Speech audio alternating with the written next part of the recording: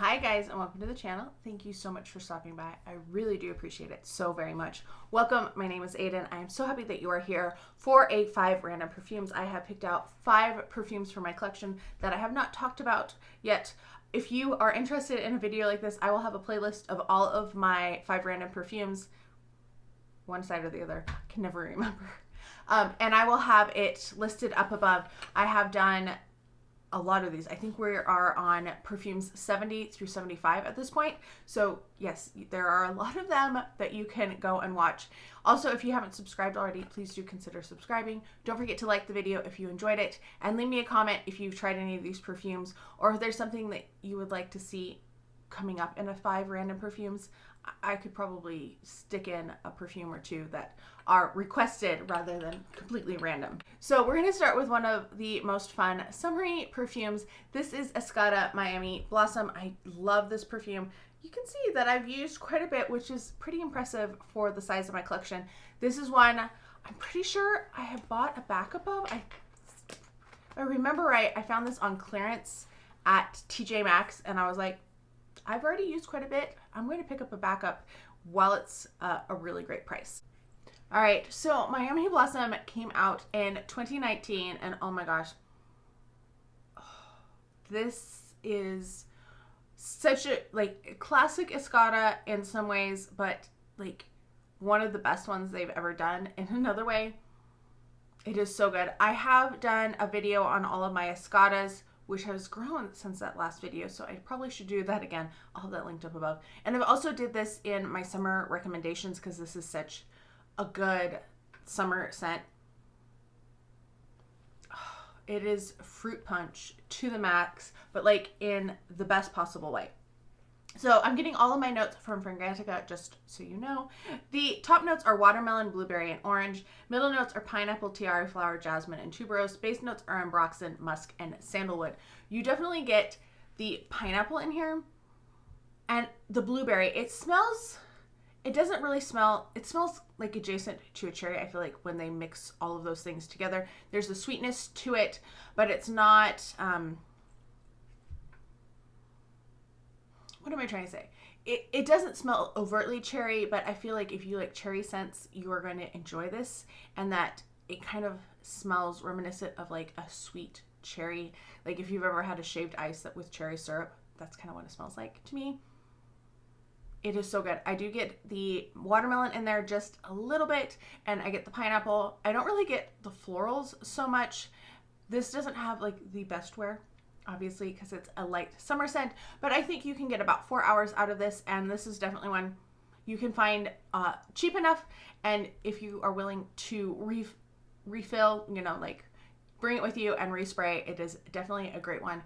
I love this scent. It just makes me so happy.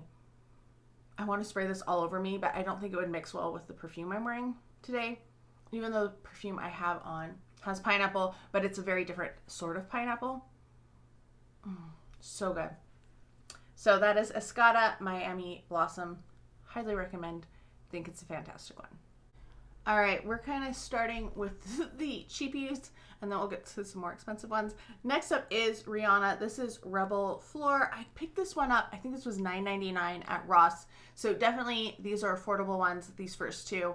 You can find them in the discount stores or on the gray market for a pretty good price. And this is another one I feel like is a good one that I would recommend picking up.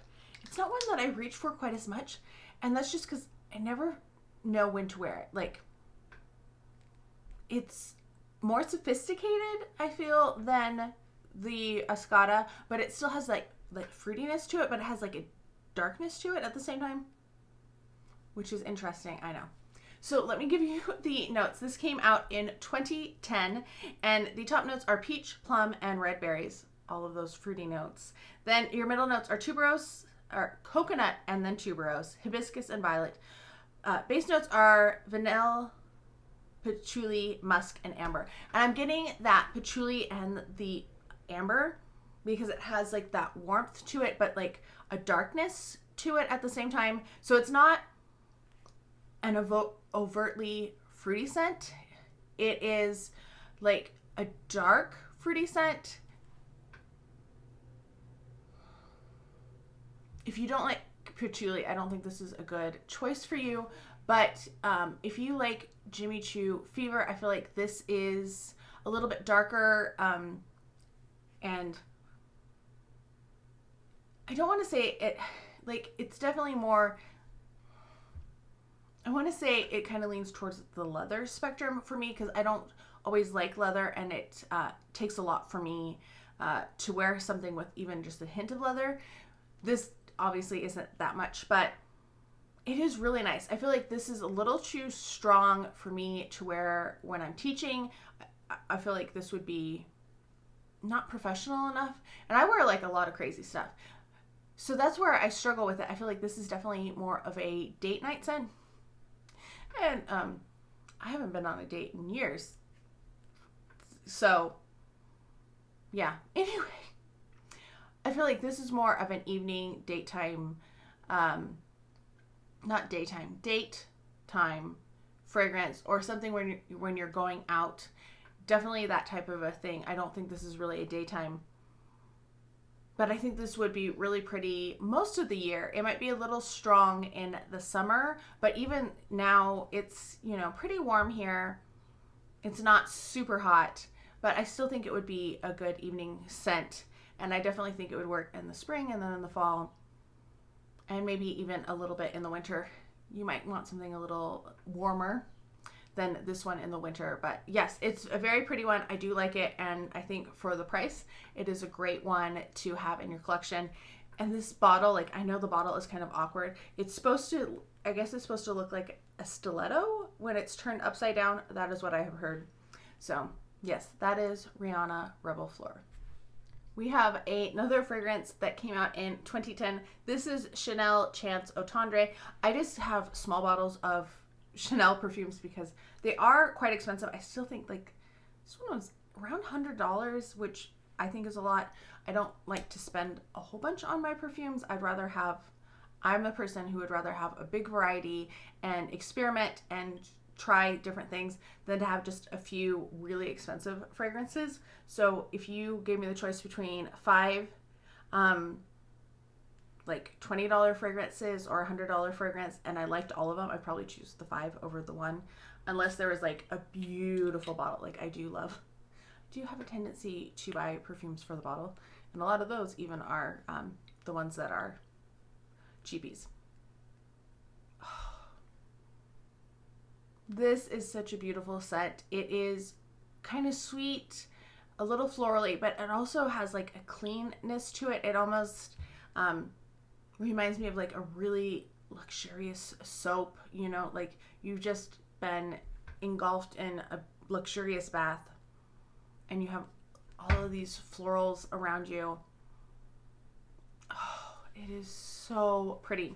So the top notes are quince and grapefruit, middle notes are hyacinth and jasmine, base notes are musk, iris, Virginia cedar, and amber.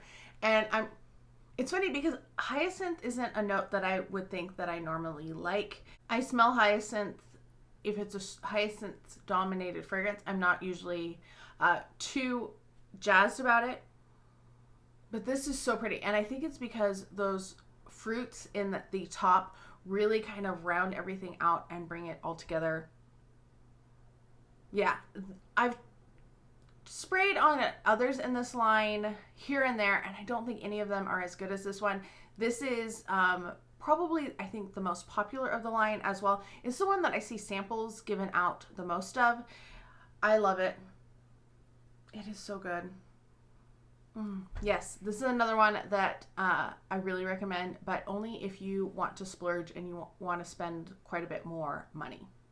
All right, next up is a newer fragrance compared to the other ones so far. This is Givenchy. This is Irresistible. I know it doesn't want to show up very well. The wording is so easy to miss on this one.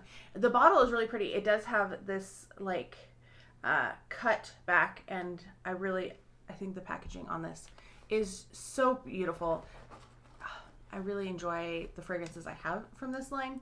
Anyway, this one came out in 2020, and this is another one that I think is just a wonderful everyday type of a fragrance.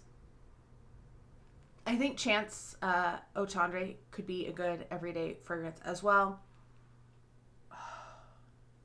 This one is sweeter than most of these. It's not as sweet as Escada Miami Blossom, but this is up there with sweetness, but it doesn't smell like a fruit bomb like Escada does, which is one of the reasons why I absolutely love Escada. So the top notes are pear and ambrette, which is muskmellow. Then middle notes are rose and iris. Base notes are musk and Virginia cedar.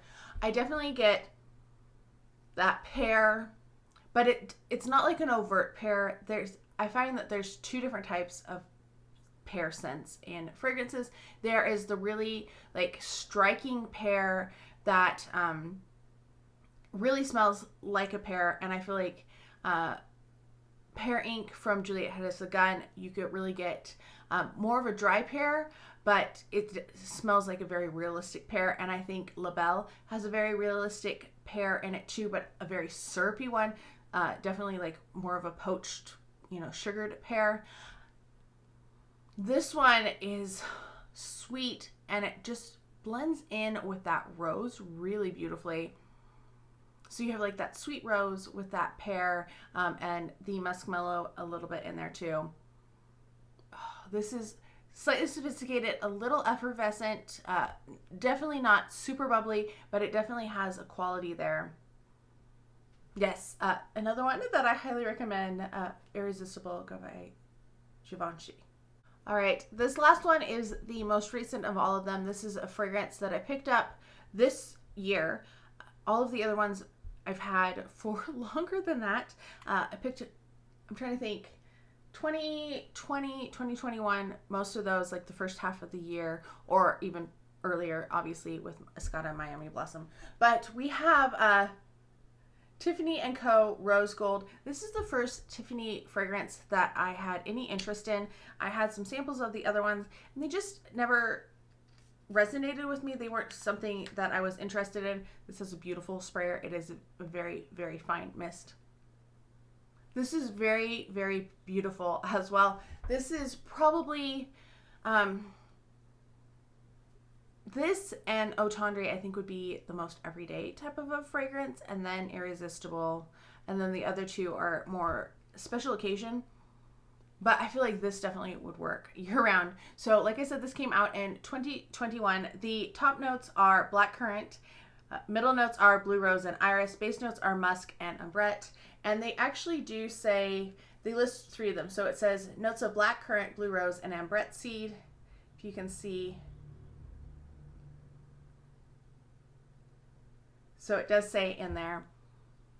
It has a sharpness to it with that blackcurrant. I love blackcurrant is a note that I really enjoy, and red currant too. I really enjoy currants in fragrance, and I do enjoy rose. It's not a note that I would have originally thought that I enjoyed, but I do enjoy rose as well.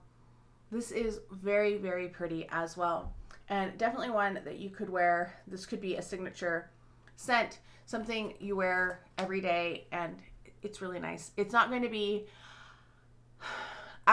like, if you want to stand out, I think Reb'l Fleur is the one that you want to go with. The rest of them, I feel, are a little bit more mainstream, and to me, I like to be, I don't want to rock the boat too much. I don't want to call too much attention to myself, because I am an introvert, which is hilarious that I have a YouTube channel. I know. But this one I think would be just a beautiful everyday scent. If you were just trying to get one new bottle of perfume, this would probably be the most versatile. Then like I said, Chance, Irresistible, and then Reb'l Fleur and Miami Blossom. Not quite as everyday.